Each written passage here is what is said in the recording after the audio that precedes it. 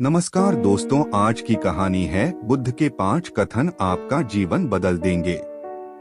बुद्ध ने कई शताब्दियों पहले जो कहा था वह आज भी उतना ही प्रासंगिक है जितना उनके समय में था।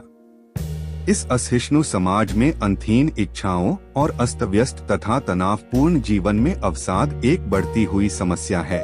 ऐसे में हमें बुद्ध के कुछ ज्ञानपूर्ण शब्दों की आवश्यकता है।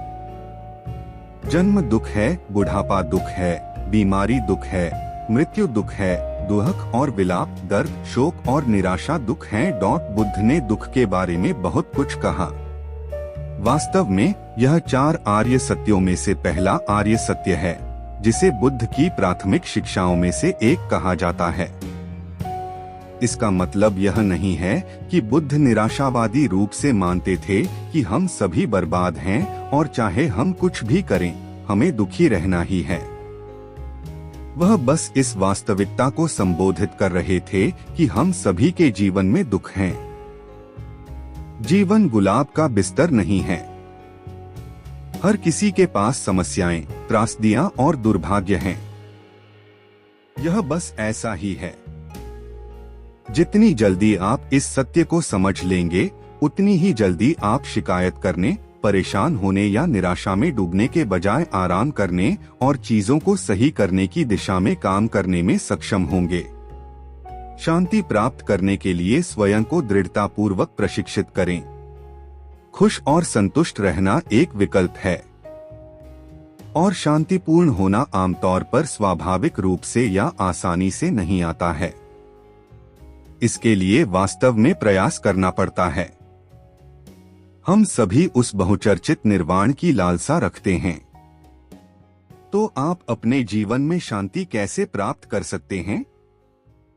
खैर, शुरुआत के लिए सकारात्मक विचारों को विकसित करना और ध्यान का अभ्यास करना आपको बहुत आगे ले जाएगा। यदि आपके पास थोड़ा ही हो तो भी दीजिए।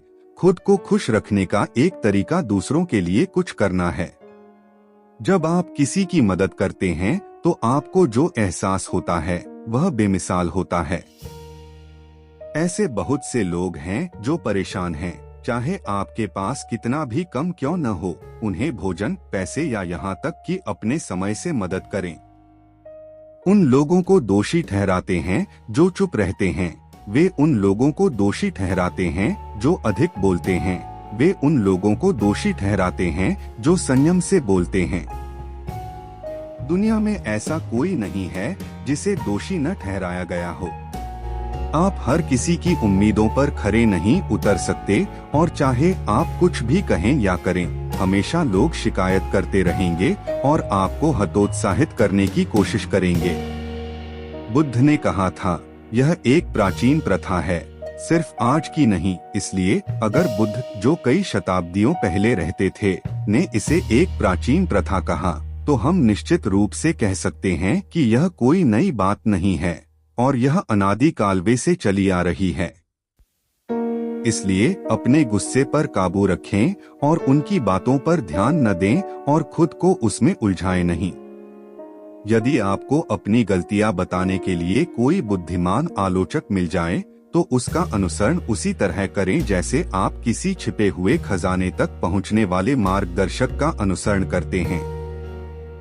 जबकि हमें बेकार की आलोचना और कट्टरता पर ध्यान नहीं देना चाहिए। अगर कोई वास्तव में आपको रचनात्मक आलोचना प्रदान कर रहा है तो अपनी सावधानी हटाएं और उसकी बात सुनें।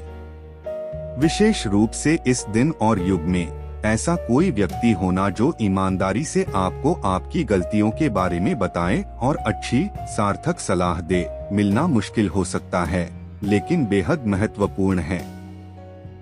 हम सभी को समय समय पर सलाह लेने और अपने दुखों और समस्याओं को साझा करने की आवश्यकता होती है।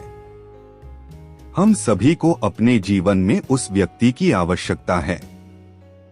अगर आपको अपना बुद्धिमान आलोचक मिल गया है तो उसे कभी न जाने दें।